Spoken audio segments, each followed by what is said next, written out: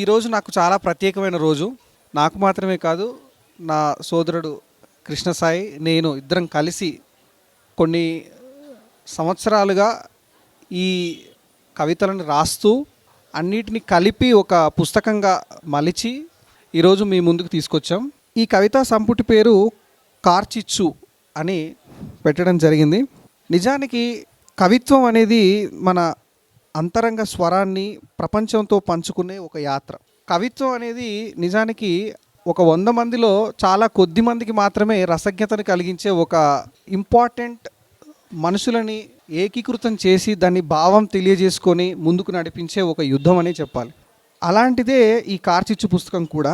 మన భావోద్వేగాలు, మనిషి మనస్సు, సమాజం, ప్రకృతి, ప్రేమ, వేదన వీటన్నిటినీ అగ్నిలా మలిచి పదాల రూపంలో ప్రతిబింబించడానికి మేము చేసిన ఈ చిన్న ప్రయత్నం ఈ కార్చిచ్చు పుస్తకం. పుస్తకం గురించి ఇంట్రడక్షన్ వచ్చేసి, మేము ఊహ తెలిసినప్పటి నుంచి చిన్న చిన్న వస్తువుల్ని డిఫరెంట్ కోణంలో చూసినప్పుడు అందరిలా కాకుండా, దాని గురించి మనం అందరు చెప్తున్నట్టు కాకుండా వేరేలా చెప్పాలి అన్న భావం మేము కొన్ని పుస్తకాలు చదివినప్పుడు మాకు తెలిసింది.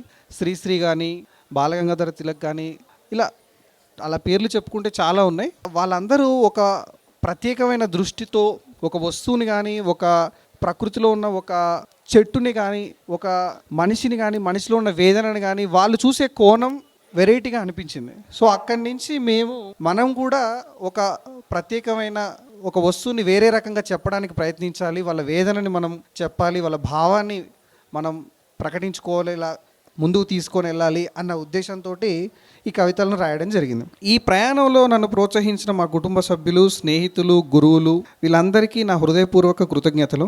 మీ ఆత్మీయ ప్రేమ, ప్రోత్సాహమే ఈ పుస్తకానికి రూపుదాల్చడం జరిగింది. ఇక ఇక్కడికి ముఖ్య అతిథులుగా విచ్చేసినటువంటి, మా శ్రేయస్సు కోరి ఈ పుస్తకాన్ని ఆశీర్వదించి ముందుకు తీసుకొని వెళ్ళడానికి ముఖ్య అతిథులుగా విచ్చేసినటువంటి శ్రీ రమేష్ ఎస్ సుంకర గారికి నమస్కారం తెలియజేస్తున్నాం. ఈయన station director, all India radio Hyderabad, మొట్టమొదటి తెలంగాణ స్టేషన్ డైరెక్టర్. సార్ గారి ఆశీర్వాదం మాకు ఉండాలని సార్ గారిని ఇన్వైట్ చేయడం జరిగింది. సార్ గారి చేతుల మీదుగానే ఈరోజు మనం పుస్తకాన్ని ఆవిష్కరించడానికి పూనుకున్నాం. అదేవిధంగా మరొక విశిష్ట అతిథి మన మధ్యలోనే ఉన్నారు. అష్టవధాని, ఆస్థాన పండితులు, శైవపీఠం, పుష్పగిరి పీఠం, తెలుగు విశ్వవిద్యాలయం ప్రతిభా పురస్కార గ్రహీత శ్రీ ముత్యంపేట గౌరీశంకర్ సార్. మా ఈ పుస్తకానికి ముందు మాట రాసింది కూడా ముత్యంపేట గౌరీశంకర్ శర్మ సార్ గారే. సో మా పుస్తకానికి ఎంతో ప్రోత్సాహం కలిగించి ఆ పుస్తకంలో ఉన్నటువంటి భావాన్ని ఒకే ముందు మాటలో ఆ పుస్తకం గురించి మొత్తం అర్థమయ్యేలాగా రాయడం జరిగింది. అది మీరు చదివితే మీకే అర్థమవుతుంది ఆ ముందు మాటలో ఎంత డెప్త్ ఉందనేది. ఆ ఒక్క ముందు మాట చదివితే మీ పుస్తకంలోకి మీరు వెళ్ళి వాటన్నిటిని తోడేయాలి అన్నటువంటి భావాన్ని కలుగజేసేలా ప్రతి ఒక్క టైటిల్ని ఎంచుకొని దాంతో రాయడం జరిగింది. అది చాలా ఆనందకరమైన విషయం. మరొక ముఖ్య ప్రముఖ అతిథి మా సొంత మేనమామ Shri Duduku Janaiah, school assistant physical science. ఆయనను కూడా కార్చిచ్చు అనగానే వైల్డ్ ఫైర్ మీకు చాలా చోట్ల వినిపిస్తూనే ఉంటుంది ఈ పదం. ఈ పుస్తకానికి ఆ పేరు ఎందుకు పెట్టామంటే, సమాజంలో జరుగుతున్నటువంటి చాలా విషయాలన్నిటినీ మేము వేరే కోణంలో చూసి మేల్కొల్పాలి అన్న ఉద్దేశంతో, ఖరాబ్ అవుతున్నటువంటి విషయాలని బాగు చేయాలన్న విషయంతో మా యొక్క దృక్పథాన్ని, మా యొక్క భావాన్ని మీకు తెలియజేయాలని ఈ యొక్క టైటిల్ పెట్టడం జరిగింది. కార్చిచ్ అంటే మట్టిలో, పొలంలో, అడవిలో మెల్లగా మండే అగ్ని, అటువంటి భావం. అది పైనుంచి చూస్తే చిన్న మంటలానే కనిపించవచ్చు, కానీ లోపల మాత్రం అది గట్టిగా లోతుగా కాలుస్తూ దహించి వేస్తుంది. ఈ పుస్తకం కూడా మిమ్మల్ని స్టార్టింగ్లో అలానే తీసుకొని వెళ్తూ ఆ భావం మీకు రసజ్ఞత కలిగిస్తుందని రచయితలుగా మేము నమ్ముతున్నాం.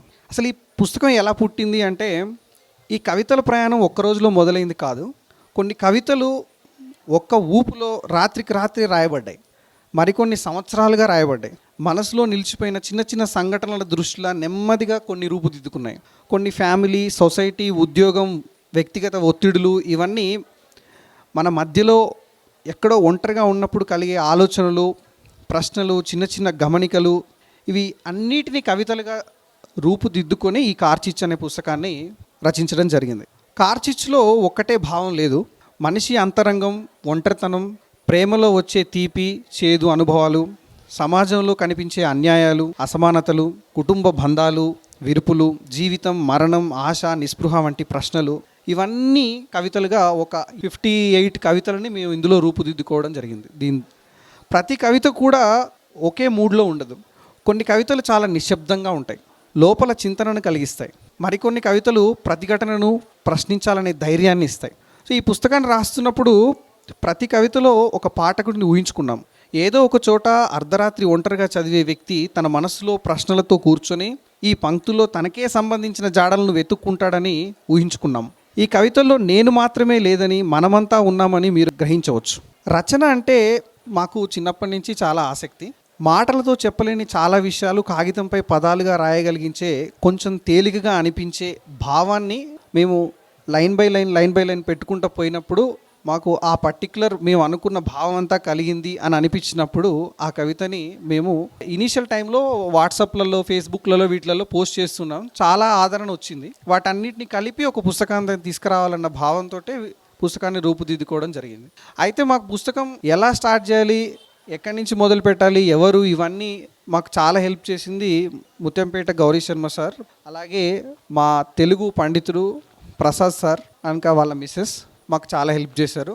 చాలా కరెక్షన్స్ చేశారు. అసలు ఈ పదాలు ఇలా రాయకూడదు, ఇలా వస్తే బాగుంటుంది అని చాలా హెల్ప్ చేశారు. ఇంకా మడిపల్లి దక్షిణామూర్తి సార్ కూడా మా దానికి ముందు మాట రాయడం జరిగింది. ఆయన కొన్ని కారణాల చేత రాలేకపోయారు.